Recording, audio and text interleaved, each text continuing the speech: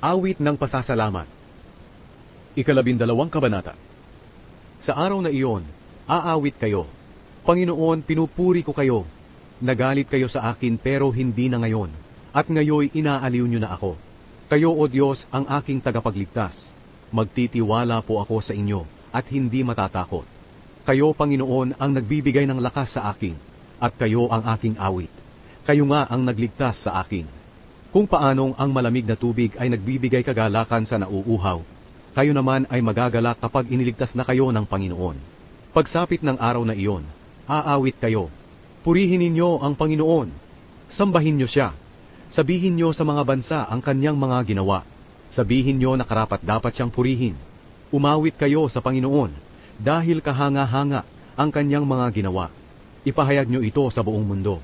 Sumigaw kayo at umawit sa galak, kayong mga taga-Zion, sapagkat makapangyarihan ang banal na Diyos ng Israel na nasa piling ninyo.